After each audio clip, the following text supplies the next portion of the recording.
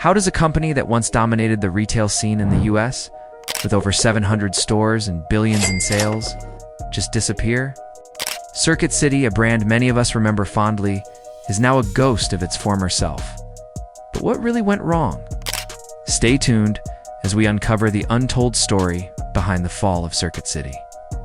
Welcome back to BizWorld Explorer, the channel where we dive deep into the fascinating world of business, uncovering both the triumphs and downfalls of iconic companies. Today, we're talking about a story that still resonates in the retail world, the rise and fall of Circuit City. So if you're ready to explore the lessons from Circuit City's decline, hit that like button and let's get started. Circuit City was once a powerhouse in the world of electronics retail.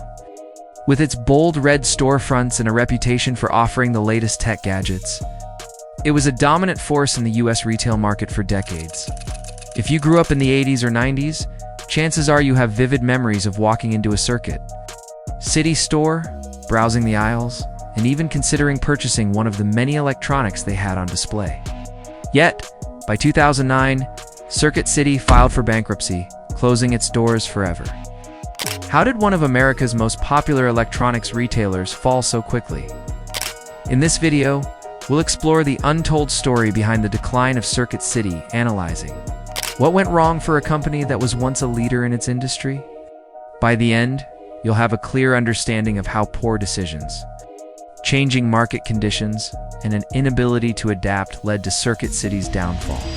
Overestimating technology, the bet on mini-disc circuit. City's history began in 1949 when Samuel Wurtzel opened a small store selling televisions in Richmond, Virginia. By the 1980s, it had grown into the largest electronics retailer in the United States. They were well known for identifying emerging technologies and jumping on board early. This was a key factor in their success.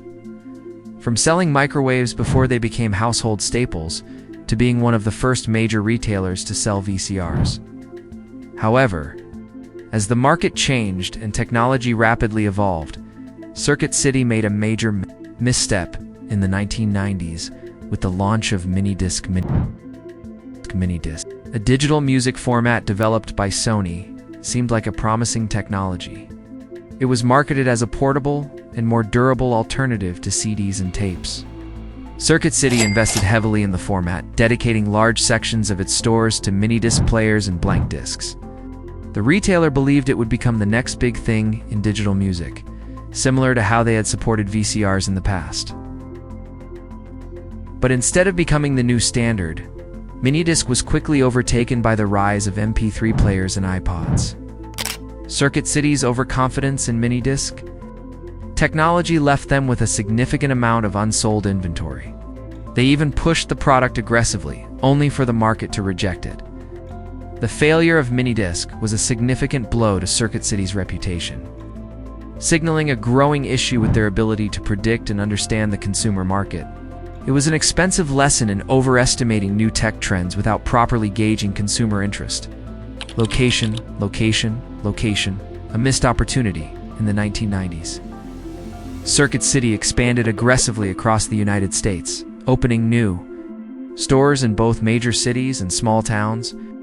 However, their choice of store locations became a major problem. While they were still ahead of competitors like Best Buy, Circuit City's focus on cheaper real estate led to some poor decisions when it came to store placement.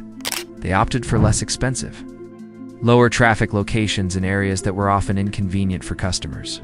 Circuit City's leadership believed that it could save on rental costs by choosing locations far from prime shopping areas. The theory was simple.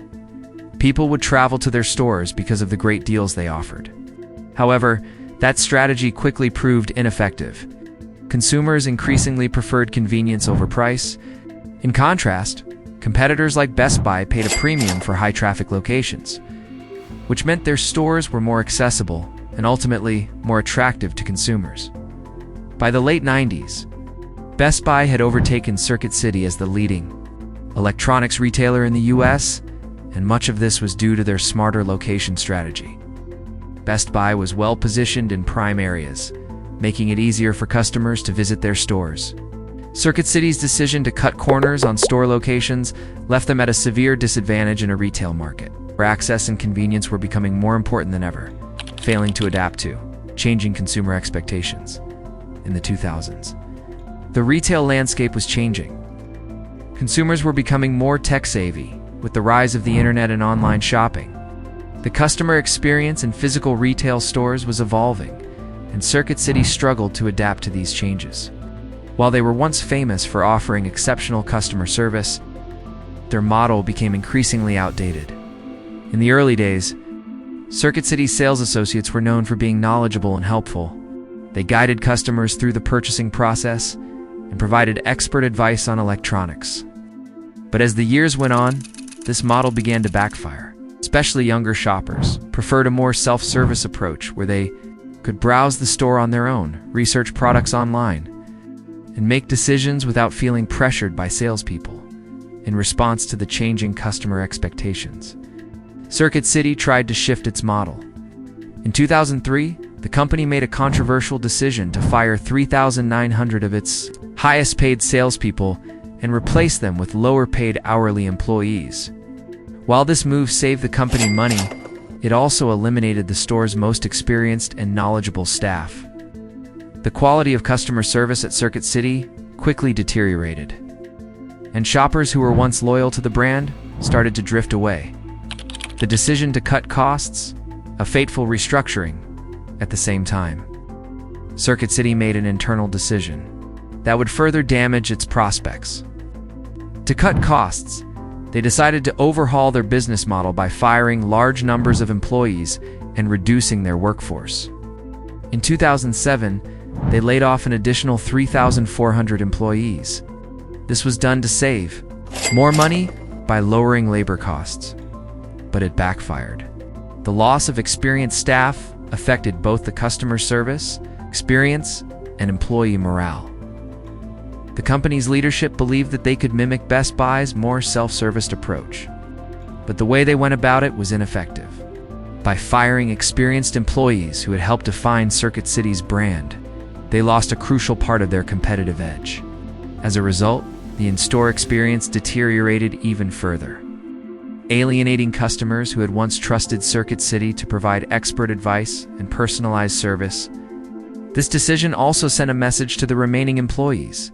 The company no longer valued its best workers. With low morale and dwindling job satisfaction, Circuit City's workforce became less motivated and less effective. Without a strong, dedicated team to support the stores, Circuit City found itself on an increasingly unstable path. The diversification gamble, CarMax, and the cost of distraction. One of the most curious aspects of Circuit City's downfall was its investment in CarMax, a used car retailer. In 1993, Circuit City started CarMax as a side project. The goal was to replicate the success of its electronic stores in the used car market. Initially, CarMax struggled, but eventually became profitable. In 2002, CarMax was spun off into its own independent company, and many of Circuit City's best managers followed suit, while CarMax became a success. The diversion of resources, attention, and management from Circuit City's core business of electronics retail was a major issue. The company had its hands tied up with CarMax's growth and expansion, leaving little room to focus on the challenges within their own industry. As a result, they were distracted from keeping up with market trends, adjusting their business model, and responding to changing consumer expectations. Additionally, money Circuit City invested into CarMax wasn't wisely spent. The company used funds from CarMax to buy back its own stock in an attempt to boost its share price. This short-term focus on stock buybacks tied up valuable capital that could have been better used to improve the core business. Economic crisis, and the final blow by 2008. The financial crisis had hit the United States. The economic downturn compounded Circuit City's existing problems. Vendors were tightening credit terms and consumer spending was declining. The retail environment was growing more competitive, and Circuit City found itself struggling to keep up with its competitors, who were better positioned to weather the storm. In November of 2008, Circuit City filed for bankruptcy. The company's attempt to rebrand with smaller stores and a focus on customer service couldn't turn the tide. Despite having once been a retail giant, Circuit City had become a shadow of its former self. The bankruptcy marked the end of the company's 60-year run as one of the most recognizable names in electronics retail. Conclusion. The fall of an icon. Looking back at the rise and fall of Circuit City, it's clear that a series of missteps and poor decisions led to the company's downfall. From betting on failed technologies to making costly mistakes with their business model, Circuit City never adapted to the changing market and consumer preferences. By the time the company tried to make major changes, it was already too late. The story of Circuit City serves as a cautionary tale for businesses that become complacent in their success. The retail world is constantly evolving, and companies must be willing to change with the times or risk being left behind. Thank you for watching. If you found this story about Circuit City's fall insightful, don't forget to like, subscribe, and click the notification bell so you never miss out on more amazing business stories and lessons.